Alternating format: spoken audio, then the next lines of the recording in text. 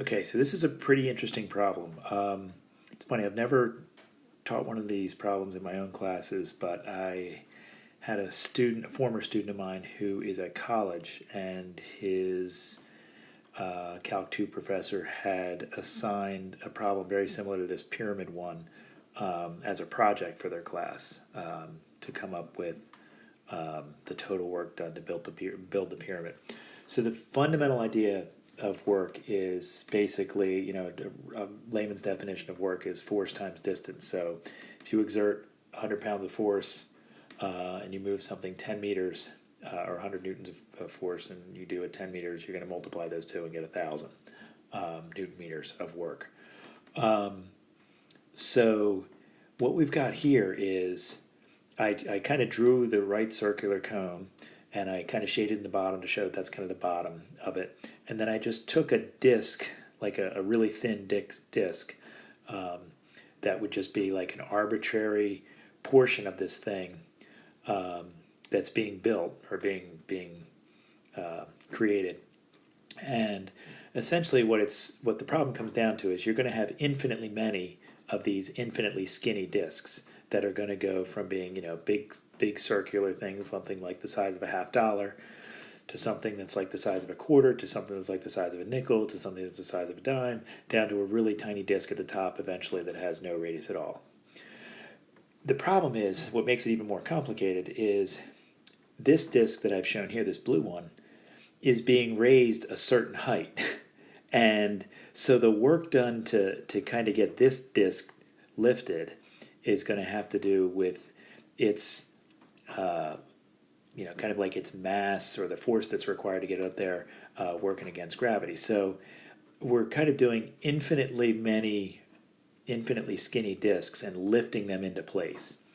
And you can see that's kind of a challenging thing to even wrap your brain around, and therefore the mathematics to it is challenging.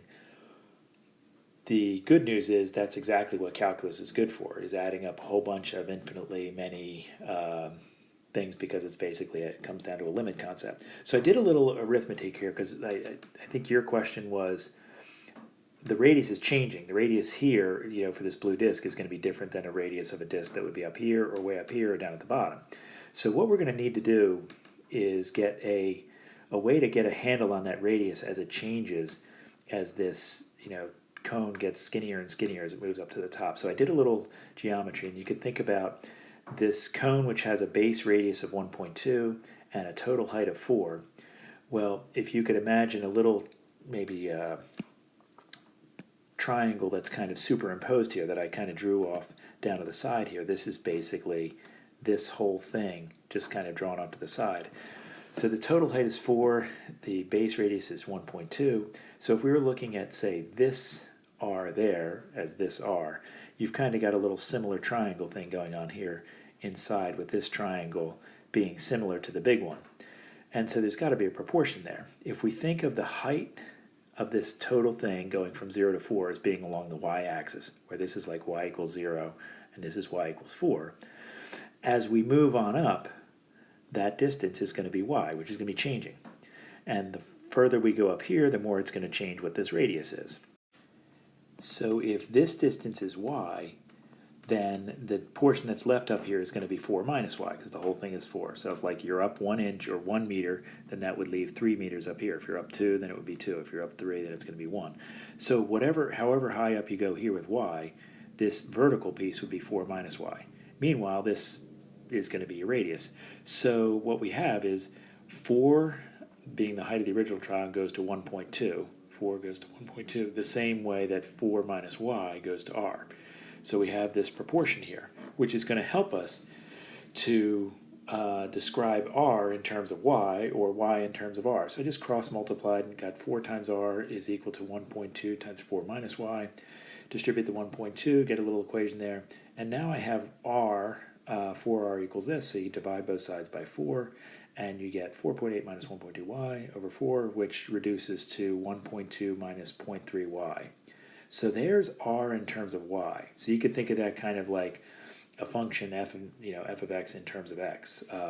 So that's going to be helpful as a way to kind of describe the area of this disk. And then if we multiply that area, the circular area, by its thickness, its depth, we're going to get the volume of that disk. And if you take the volume and multiply it by the density, you're going to get basically the weight of that disk, or I'm sorry, the mass of that disk, which is going to allow you to get the force required to move it against gravity. So I'd say the first thing we could do is get the volume of this disk, which has an area, a circular area of pi r squared, and then it has a thickness of dy. It's going to be a really skinny, that's what, dy means, the differential of y is like a really tiny sliver of this entire distance from 0 to 4. And what we're going to do, what integration is going to do eventually for us, is allow us to add up infinitely many, infinitely skinny thicknesses, and we're going to wind up getting this whole volume. In the context of this problem, we now have an expression for r, which is given right down here. So we could say volume is pi times our radius formula, which is 1.2 minus 0.3 y, and we square that because that's the radius multiplied by dy. And now we could FOIL that out, whatever, probably wouldn't be a bad idea to do that. So that volume is going to be pi times, I'm just expanding that binomial, it's going to be 1.44, which is the square of 1.2, minus 2 times the product of 0.3 and 1.2, which is going to be 0.72y, and then adding 0.3y quantity squared, that's going to be 0.09y squared, and that's multiplied by dy. So now that we have an expression for the volume of each disk, we need to multiply that by the density. So in other words, density is like kilograms per meters cubed. That's how much mass there is for a certain volume. Well, if you take that and you multiply it by a volume, which is meters cubed, they're going to cancel out, and you're going to get a mass of kilograms. So that's going to be our mass. The force to work against gravity, that force against gravity is going to be the mass times the acceleration due to gravity. F equals ma, that's the big one from Newton. And in this case, the acceleration due to gravity is g, which is 9.8 meters per second squared. So our force is going to be the volume times the density, and again, that's this, which is going to get you a mass, and then we multiply that by gravity. So that's the m part, that's the a part, so we get F equals ma that way. What we want, though, is the work, and so in order to get the work, we say, okay, work equals force times the distance traveled. So we're going to have to take this expression that we get and multiply it by the distance that force is applied. But the really, really funky thing about this problem is that distance is changing all the time. For this disk that's shown up here, that distance might be like 1.2 units, but when we get we're making a disk that's way up here, that one's going to have to be raised maybe 3 units or something like that. So the way the example that was referenced in the problem talks about it is saying, like, okay, if you could say there are going to be a whole bunch of disks like this one, there are going to be I of them, okay? And if you say, okay, there's going to be basically infinitely many, but if we talk about the ith one of them as the number of disks goes from 1 down here up to infinitely many up here, if you say, okay, we're on like the 27th disk, okay, how high up is that 27th disk going to be if it's a thickness of dy? So we're not going to concern ourselves with each one, the 26th, the 27th, the 28th, and so forth, all the way up to infinity. What we're going to do is allow the calculus to take over there and think about summing the product of those forces times that distance as it moves up. Before we get too far down that road, let's use what we have here for our volume formula. And talk about our volume formula, which is kind of taking this role and multiplying it by the density that's given to us in the problem, so we can have our mass.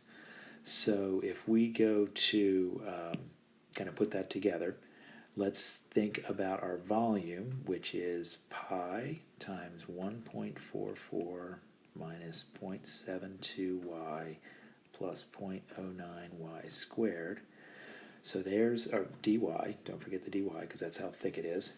And we take that volume and we multiply it by the density, which is given in the problem as 600. That means we've got the mass of that thing. Now the units of this would essentially be kilograms. But we want to take that mass and multiply it by the acceleration due to gravity, which is g, which is 9.8. So all of this represents the force that we got to apply against gravity. Now we have to think about how high we've got to, or what distance we've got to apply that force. This is where I think it was pretty sharp to go about coordinatizing my little cone structure here the way I did, because when we're lifting this disc per se, let's say that disc is sitting there at a height of 1.2 units up on the way from 0 to 4, 1.2 meters up. Well, that would be the y value, that distance from the origin here up to that r, that's what y is. So when y is 1.2, that's going to represent the distance that we have to move this disc. Conveniently, that same y value is the y value that's going to show up here in this formula for the volume, and it's going to be calculating our essentially our volume of that disk as y goes through all these values from 0 up to 4. So our distance that we're lifting is literally just going to be y in this problem. So we can just take that distance is just going to be y. So we're taking all this crap and multiplying it, so we get work equals force times distance. Work equals force times distance, which is y. So our work equals this force times distance, which is y. The problem is y is not going to take on one number. Y is going to take on infinitely many values between 0 and 4 as it makes its way up here, and that's where the calculus is going to kick in. So essentially we're going to integrate this entire monstrosity from 0 to 4, and that's going to let y take on all the values from 0 to 4, and it's going to account for the thickness of the thing, its area, its kind of the surface area of each one of those disks as it's being created. So if I can just clean this integral up, we're going to get the integral from 0 to 4 of that mess right here. So probably be good to multiply 9.8 by 600. This is going to be we could distribute this y into each of these terms and just get some kind of nasty integral that we're just going to toss into a calculator and have it compute for it. So we're going to take all this stuff. The 9.8 times 600 is 5880. So 5,880 pi. That's being multiplied by, I'm going to distribute this y in there and get 0.09y cubed. Distribute it into here and get minus 0.72y squared. And distribute it in here and get positive 1.44y. And toss a dy on the end of it. And again, this integral is going from 0 to 4. Of course, computing this integral, I'm going to probably pull this constant, the 5880 pi, through. And so we get 5880, and then I, through this integral, so in other words, take that and put it over here from 0 to 4. And this integral turned out to be 1 point, there's the pi, I forgot the pi, that turned out to be 1.92. And if you multiply 5880 pi by 1.92, you get 11,289.6 pi. And that would be, since it's work, it's joules is your units of measure there. That's a great problem. Pulls in a lot of like physics with that idea of what work is. I definitely got a sense of that stuff in AP Physics Mechanics, senior year of high school, but that this is a way to kind of apply it into a mathematical thing. And it's actually pretty cool to think about computing the amount of work that it would take to create a cone like that if the density of the material was 600 kilograms per meters cubed. So hopefully that all makes sense, and good luck with it.